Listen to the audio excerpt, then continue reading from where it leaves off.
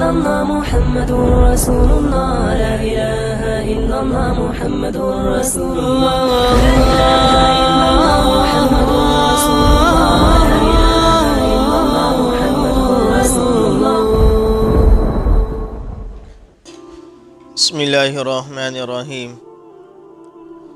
الحمد للہ وحدہ والصلاة والسلام علی من لا نبی بعدہ اما بعد.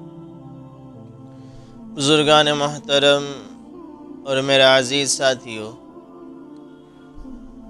آج کی مجلس میں ان چیزوں کو، ان مسائل کو بیان کیا جائے گا جن سے وضو ٹوٹ جاتا ہے.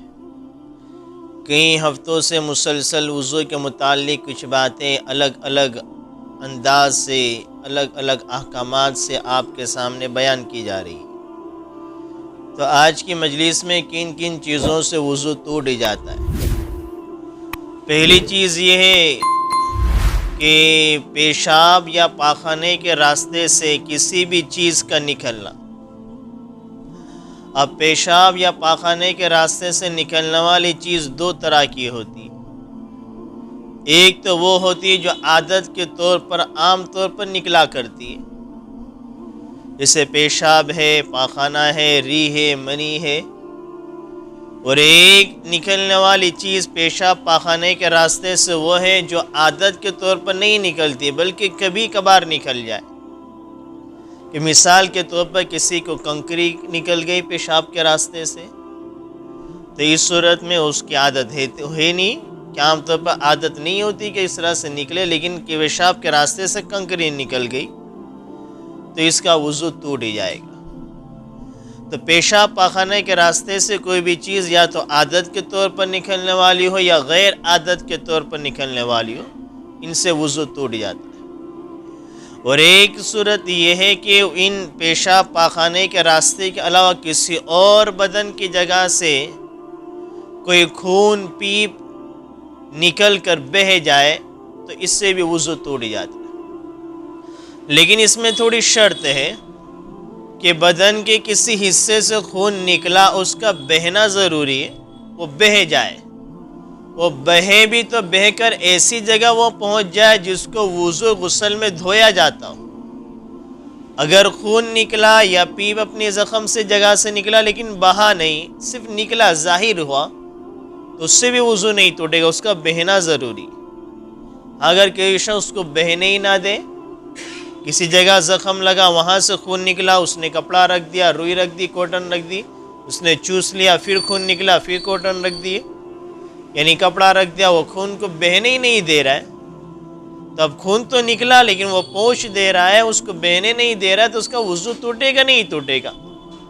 تو علماء کرام فرماتے ہیں اگر یہ اگر اس کو روکتا نہیں، اس کو کپڑے سے صاف نہیں کرتا، پوچھتا نہیں، تو کیا وہ بہتا کہ نہیں بہتا؟ اگر بہہ جاتا، اتنا خون نکلا ہے، تو اس صورت میں اس کا وضو ٹوٹ جائے گا.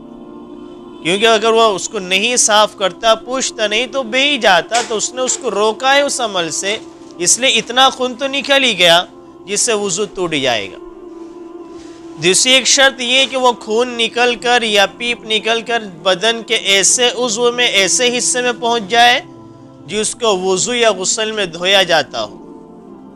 اگر کسی ایسے عضو کو دھویا نہ جاتا ہو، جیسے آنکھ ہے، اگر کسی کو آنکھ کے اندر کوئی چوٹ آ گئی، آنکھ کے ایک حصے سے خون نکل کر دوسرے سرے تک خون پہنچ گیا، آنکھ کے اندر پوری لال ہو گئی، خون نظر بھی آ رہا لیکن وہ آنکھ کے باہر خون نہیں نکلا، تو وضو میں آنکھ کے حصے کو دھویا نہیں جاتا. خون بھی نکلا، زخم بھی لگ رہا لیکن آنکھ ہی میں پھیل گیا، وہ باہر نہیں نکلا، تو نہ تو وضو میں آنکھ کو دھویا جاتا ہے، نہ غسل میں آنکھ کو دھویا جاتا ہے، تو اس لیے اس سے وضو نہیں ٹوٹے گا. کسی کے سر وغیرہ میں چوٹ آئی اور خون نکلا اور اس کی ناک کی نرم ہڈی تک، وہاں تک وہ خون پہنچ گیا، اب اس سے وضو ٹوٹ جائے گا. کیونکہ ناک میں نرم ہڈی تک یہاں پر غسل میں پانی کو پہنچانا ضروری ہے. تو اگر یہاں تک آگے باہر نہیں نکلا لیکن ناک کی نرم ہڈی تک اتر آیا خون، اس سے وضو ٹوٹ جائے گا. تو بدن کے کسی بھی حصے سے کوئی ناپا کی نکلی، خون نکلی، پیپ نکلا، تو اس کا نکل کر بہہ جانا شرط ہے، بہہ کر ایسی جگہ پہنچ جائے جس کو دھویا جاتا وضو میں یا غسل میں۔ ایسے ایک مسئلہ کہ آنکھوں میں کوئی بیماری ہو گئی یا درد ہوگا جس کی وجہ سے پانی نکل رہا ہے، گندا پانی نکلتا ہے، جیسے آنکھ کی بیماری جو ہوتی ہے، ابھی درمیان میں ابھی کچھ مہینے پہلے ایک عام بیماری ہمارے یہاں چلی تھی، تو وہ آنکھ سے جاڑا پانی جیسا نکلتا ہے۔ فقہاء کرام علماء کرام فرماتے ہیں کہ آنکھ میں درد کی وجہ سے جو پانی نکل رہا ہے، جو وہ گندا پانی نکل رہا ہے، تو وہ پانی نکلنے والا پانی بھی گندا ناپاک ہے، اس کے نکلنے سے وضو ٹوٹ جائے گا۔ کہ جو آنکھوں سے پانی نکل رہا ہے درد کی بنا پر یا زخم ہے، اس زخم کی وجہ سے پانی نکل رہا ہے اور وہ گندا پانی نکل رہا ہے، چکناہٹ والا پانی نکل رہا ہے، جو آنکھوں میں جب آنکھیں آ جاتی تب وہ چکناہٹ پانی والا نکلتا ہے، تو اگر وہ آنکھ سے نکل کر بہہ جائے تو وہ اگر کپڑے پر، رومال پر یا کپڑے سے اگر آپ پوچھ کرتے ہو تو وہ کپڑا بھی ناپاک ہے۔ اگر آپ اس کو اپنے بدن کے کپڑے کے حصے سے پوچھ رہے ہیں، صاف کر رہے ہیں، تو وہ بھی ناپاک ہوگا، اس کو بھی دھونا پڑے گا اور اس کے نکلنے سے وضو ٹوٹ جاتا ہے۔ لیکن عام طور پر لوگ اس کو ناقض وضو نہیں سمجھتے، اس کو وضو کو ٹوٹنے والا نہیں سمجھتے۔ ہاں، بغیر درد کے ایسے پانی نکل آئے کہ آنسو نکل آئے، یا کسی نے سرما لگایا تو سرمے کی وجہ سے، تیزی کی وجہ سے آنکھوں سے آنسو نکل آتے ہیں، تو اس بنا پر نکل رہا ہے۔ پیاز کاٹی جا رہی ہے، کوئی تیز چیز ہے، اس کی وجہ سے آنکھ میں جلن ہو کر پانی نکل رہا ہے، تو وہ الگ بات ہے۔ لیکن یہاں تو بیماری کی وجہ سے، تکلیف کی وجہ سے، درد کی وجہ سے پانی نکل رہا ہے یا کوئی زخم کی وجہ سے نکل رہا ہے، تو اس صورت میں اس کی آنکھ سے نکلنے والا پانی اس سے بھی وضو ٹوٹ جائے گا۔ ایسے ہی کان میں درد ہے یا کوئی زخم اندر ہو گیا کہ آدمی کان صاف کرتے اس میں کچھ زخم لگ گیا، سلی لگی، اب وہاں سے کوئی پانی نکل رہا ہے، تو یہ درد کی بنا پر، زخم کی وجہ سے پانی کان سے بہہ کر نکل رہا ہے، تو اس سے بھی وضو ٹوٹ جائے گا۔ اسی طریقے سے آدمی کبھی تھوکتا ہے تو تھوک میں خون نکلتا ہے، تو یہاں دیکھا جائے کہ خون زیادہ ہے یا تھوک زیادہ ہے۔ اب یہ کہ اگر خون زیادہ ہے تو وضو ٹوٹ جائے گا، یا خون اور تھوک دونوں برابر ہے تب بھی وضو ٹوٹ جائے گا۔ لیکن اگر خون کم ہے، تھوک زیادہ ہے تو وضو نہیں ٹوٹے گا۔ لیکن اب یہ پتہ کیسے چلے کہ خون زیادہ ہے یا دونوں برابر ہے؟ علماء کرام فرماتے ہیں اگر تھوک کا رنگ زیادہ سرخ ہو جائے، لال ہو جائے، اس کے جب آدمی تھوکا تو اس کے تھوک کا رنگ بالکل سرخ ہے، تو اس سے اس بات کا اندازہ لگایا جا سکتا ہے کہ خون زیادہ ہے، تھوک کم ہے، کہ اس کا رنگ بھی اس پر چڑھ گیا ہوا۔ لیکن بہت زیادہ سرخ نہیں، سرخ ہے، لال تو ہے، لیکن بہت زیادہ سرخ نہیں، لال ہے، لال پن بھی تو ہے، تو سمجھو کہ بھئی خون اور تھوک دونوں برابر ہے۔ اگر پیلا پن ہے اور تھوک بہت ہی کم ہے اور تھوک کا رنگ پیلا پن اس پر غالب ہے، تو اب یہ سمجھا جائے گا بھئی تھوک زیادہ ہے، خون کم ہے، تو اب وضو نہیں ٹوٹے گا۔ لیکن خون زیادہ ہوا تو اس سے بھی وضو ٹوٹ جائے گا۔ اسی طریقے سے کبھی ناک سے بھی خون نکلتا ہے گرمی کی وجہ سے۔ اب اگر ناک سے بھی خون نکل رہا ہے تو ناک صاف کرے گا، صرف خون نکلا، اس کے ساتھ ناک کی رطوبت نہیں نکلی اور وہ گیلا خون ہے تو اس سے وضو ٹوٹ جائے گا۔ اگر ناک کی رطوبت کے ساتھ، گندگی کے ساتھ خون نکلا ہے تو یہاں بھی وہی مسئلہ جو تھوک کا مسئلہ ہے کہ دیکھیں خون غالب ہے یا اس کے ناک سے جو رطوبت نکلی، گندگی نکلی، وہ غالب ہے، دونوں میں سے زیادہ کون ہے؟ جو تھوک کا مسئلہ وہی یہاں پر یہ مسئلہ ہوگا۔ ایسے ہی کبھی ناک صاف کرنے سے سوکھا خون نکلتا ہے، کہ جمع ہوا خون نکلتا ہے، کہ ناک میں جمع ہوتا، آدمی جب صاف کرتا ہے تو وہ جمع ہوا خون نکلتا ہے، تو علماء کرام فرماتے ہیں ناک سے جو جمع ہوا خون نکلتا ہے تو اس سے وضو نہیں ٹوٹے گا۔ جمع ہوا خون اگر نکلا ہوا تو اس سے وضو نہیں ٹوٹے گا، جو جمع ہوا خون نہیں اگر وہ نکلا تو اس سے وضو ٹوٹ جائے گا۔ تو میں نے ایک چیز یہ بتائی کہ پہلی چیز میں نے یہ بتائی کہ پیشاب پاخانے کے راستے سے ایک چیز عادت کے طور پر نکلے اس سے بھی وضو ٹوٹ جائے گا، یا عادت کے خلاف کوئی چیز نکلی ہے اس سے بھی وضو ٹوٹ جائے گا۔ تیسری چیز یہ کہ پیشاب پاخانے کے راستے کے علاوہ کسی اور جگہ سے کوئی خون نکلا، پیپ نکلا، گندگی نکلی، وہ بہہ جائے، بہہ کر ایسی جگہ پہنچ جائے جس کو وضو یا غسل میں دھویا جاتا ہو تو اس سے بھی وضو ٹوٹ جائے گا۔ چوتھی چیز یہ ہے قے کرنا۔ قے کرنے سے وضو ٹوٹ جاتا ہے، لیکن قے کیسی ہو؟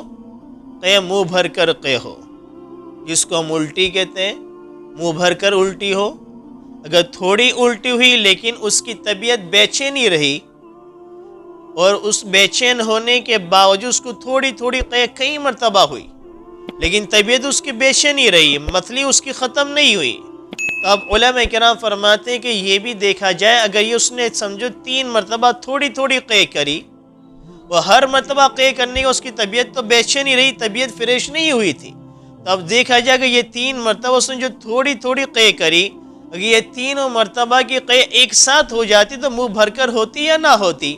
اگر منہ بھر کر ہونے کی مقدار تک پہنچ جائے تو اس کا وضو ٹوٹ جائے گا، اگر منہ بھر کر ہونے کی مقدار تک نہ پہنچے تو اس کا وضو نہیں ٹوٹے گا۔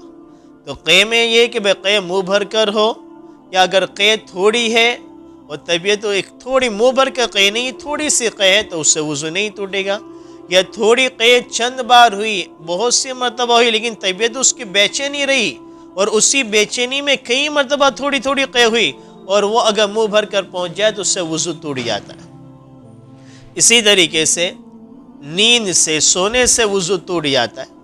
آدمی چیت لیٹ گیا یا پہلو کے بل لیٹ گیا، زمین پر سو گیا، پیٹ کے بل یا کمر کے بل یا سہارا لگا کر کسی بھی طریقے سے آدمی سو جائے تو اس سے وضو ٹوٹ جاتا ہے۔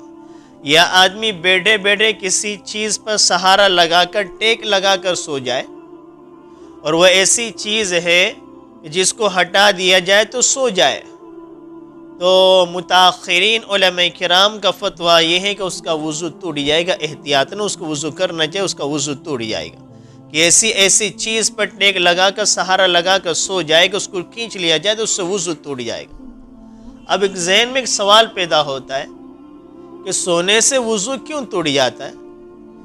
کہ پیشاب پاخانے کے راستے سے کسی چیز کا نکلنا، گندگی، وہ تو سمجھ میں آتی ہے، بدن کے کسی حصے سے خون پیپ وغیرہ کا نکلنا وہ بھی سمجھ میں آتا ہے، قے کا ہونا، گندگی نکل رہی وہ بھی سمجھ میں آتا ہے، لیکن ایک آدمی سو رہا ہے تو سونا کوئی ناپاک کی چیز تو نہیں ہے، پھر بھی سونے سے اس کا وضو ٹوٹ جاتا ہے۔ تو علماء کرام اس کا یہ جواب دیتے ہیں کہ سونا یہ کوئی ناپاک چیز نہیں ہے، لیکن جب آدمی ٹیک لگا کر سوتا ہے یا چیت زمین پر سو جائے گا تو اس کے بدن کے اعضاء ڈھیلے پڑ جاتے ہیں۔ اس لیے دیکھو جب آدمی رات میں یا دن میں سوتا ہے زمین سے چیت لیٹ کر اس کے پورے بدن کے اعضاء ڈھیلے پڑ جاتے ہیں اور اس کی بڑی آسانی سے اس سے ریح خارج ہو جاتی ہے نیند میں۔ تو وہ آدمی سو گیا، اس کے حواس تو ختم ہو گئے، اس کو ہوش تو باقی نہیں رہا۔ اب اگر ہم یہ حکم لگائیں گے کہ بھئی نیند میں بھی ریح خارج ہوگی تو ہی اس کا وضو ٹوٹے گا، تو اب کس کے بارے میں پتہ چلے کہ بھئی میں اتنا چوکنا سوتا ہوں کہ مجھے تو پتہ چلتا ہے کہ میری ریح خارج ہوتی یا نہ ہوتی، تو اس کو مفتی صاحب الگ فتویٰ دیں گے۔ دوسرا آدمی آئے گا کہ میں تو بہت گہری نیند سوتا، مجھے کچھ نہیں پتہ چلتا، اس کے لیے الگ مسئلہ بتانا پڑے گا۔ تو اس لیے نیند سبب بن رہی ہے ریح کے خارج ہونے کا، اور ریح خارج ہوگی نہ ہوگی وہ پتہ نہیں چلتا، تو جو سبب بن رہا ہے ریح کے خارج ہونے کا اسی کو علماء کرام فقہاء کرام نے اس کو وضو توڑنے کا سبب بنا دیا کہ اصل ریح کے خارج ہونے کا سبب نیند ہے، اور وہ بھی نیند ایسی نیند کہ آدمی ٹیک لگا کر سہارا لگا کر سو جائے جس سے اس کے پورے بدن کے اعضاء ڈھیلے پڑ جاتے، اس کے حواس ختم ہو جاتے ہیں، تو وہ نیند اس کے لیے ناقض وضو کو توڑنے والی ہے۔ ہاں کوئی آدمی بیٹھے بیٹھے سو رہا ہے یا نماز کی حالت میں رکوع میں تھا، رکوع میں سو گیا، قیام میں سو گیا، یا سجدے میں سو گیا، لیکن سجدے میں کیسا سویا؟ مسنون طریقے کے مطابق جو سجدہ ہو کہ اپنی دونوں کوہنی جو ہے یہ اپنی بغل سے الگ ہو، ہمارے ہاتھ کی جو دونوں ہاتھ زمین سے ملے ہوئے نہ ہو، زمین سے الگ ہو، پیٹ ران سے الگ ہو، یہ سنت طریقہ سجدے کا۔ اگر ہمارے پیٹ ران سے ملے ہوئے، دونوں ہاتھ زمین پر ٹیکے ہوئے اور لمبا سجدہ ہے تو سجدے میں سو گیا، تو اب یہ بھی ٹیک لگا کر سونا ہوا، اس کا وضو ٹوٹ گیا۔ جو مسنون طریقے پہ آدمی سجدہ کر رہا ہے، اس کے دونوں ہاتھ زمین سے، پیٹ، کمر سے، ران سے الگ ہے، اس کے پہلو سے الگ ہے، اس طرح سے سجدہ کر رہا ہے، اس سو گیا، تو علماء کرام فرماتے ہیں رکوع میں یا سجدے میں قیام میں سو رہا ہے تو اس کے سونے سے وضو نہیں ٹوٹے گا۔ بیٹھے بیٹھے کوئی سو رہا ہے تو یہ سونا ایسا سونا نہیں کہ آدمی بالکل گہری نیند میں چلا جائے، یا گہری نیند میں بھی جائے تو اس کے پورے بدن کے اعضاء ڈھیلے پڑ جائے، اس کے ریح کا خروج ہونے کا سبب بن جائے، یہ نیند ایسی نہیں ہوتی۔ اس لیے علماء کرام اس نیند کو ناقض وضو کو توڑنے والی نہیں کہتے۔ تو وضو کو توڑنے والی چیزوں میں سے ایک چیز میں نے یہ بتائی کہ وہ نیند ہے، سونا۔ اگر آدمی چیت سو جائے زمین کے بل یا ٹیک لگا کر سو جائے، ایسے ہی وضو کو توڑنے والی چیزوں میں سے ایک چیز بے ہوش ہونا ہے، جنون ہے، نشہ ہے۔ یہ چیزیں بھی انسان کے حواس کو ختم کر دیتی۔ جب ایک آدمی بے ہوش ہو گیا، اب اس کو پتہ ہی نہیں چلے گا میرے بدن سے کوئی گندگی نکلی، کوئی ناپاکی نکلی، ہوا نکلی نہ نکلی، تو یہ بے ہوش ہونے کو سبب قرار دے دیں گے کہ بھئی یہ بے ہوش ہو گیا، اس کا وضو ختم، کیونکہ اس کے حواس ختم ہو گئے۔ ایسے جنون طاری ہو گیا، پاگل پن طاری ہوگا، اس کو پتہ نہیں چلے گا میرے بدن سے کوئی گندگی نکلی، ناپاک چیز نکلی یا نہ نکلی، اس کو پتہ نہیں چلے گا۔ اس جنون پاگل پن کو سب وضو کے توڑنے کا سبب دے دیں گے۔ نشہ طاری ہوگا، کسی چیز کا نشہ کر لیا، اس کے حواس ختم ہو گئے، عقل جاتی رہی، تو اس کی ہم کہیں گے کہ اب کوئی ناپاک چیز کے بدن سے نکل جائے گی، اس کو پتہ نہیں چلے گا، تو یہ نشہ، جنون، پاگل پن ہے، اس کو وضو کو توڑنے والی چیز قرار دیں گے۔ اسی طریقے سے رکوع سجدے والی نماز میں قہقہا کر زور سے ہنسنا، رکوع و سجود والی نماز میں قہقہا کرنا، ایسی آواز سے ہنسنا کہ اپنے علاوہ بازو والوں کو آواز پہنچ جائے، اس سے وضو ٹوٹ جاتا ہے۔ لیکن رکوع سجود والی نماز ہو، اس سے نماز جنازہ نکل گئی۔ اب اگر کوئی شخص نماز جنازہ میں زور سے ہنستا ہے تو اس کا وضو تو نہیں ٹوٹے گا، لیکن اس کی نماز ٹوٹ جائے گی نماز جنازہ میں۔ لیکن یہ جو نماز جو سنت ہے، نوافل ہے یا فرض ہے، جس میں رکوع سجود ہوتے ہیں، اگر اس میں کوئی اتنی زور سے ہنس دیتا ہے کہ بازو والا سن لے تو اس صورت میں اس کا وضو ٹوٹ جائے گا۔ اسی طریقے سے علماء کرام نے یہاں سے بہت سے لوگوں کو مغالطہ لگا ہوا ہے کہ نماز کے باہر بھی زور سے کہاں مارنے سے وضو ٹوٹ جاتا ہے۔ بہت سے لوگوں کے ذہنوں میں یہ بات رہتی ہے، نہیں، یہ مسئلہ صرف نماز کا ہے کہ وہ بھی نماز رکوع سجود والی نماز میں کہاں مار کر زور سے ہنسی گا تو وضو ٹوٹ جائے گا۔ نماز کے باہر علماء کرام نے مستحب قرار دیا ہے۔ اگر نماز کے باہر کوئی قہقہا لگائے، زور سے ہنستا ہے، تو اس کے بعد وضو کرنا مستحب علماء کرام نے فرمایا، لیکن نماز کے باہر اس کا وضو ٹوٹتا نہیں۔ یہ ایک صورت 7ویں نمبر۔ اور آخری نمبر ہے کہ مباشرت فاحشہ، یعنی دو شرمگاہ کا آپس میں مل جانا، دو شرمگاہ کا آپس میں ملنے سے بھی وضو ٹوٹ جاتا ہے، کیونکہ یہ بھی سبب بنتا ہے نجاست کی، ناپاکی کے نکلنے کا۔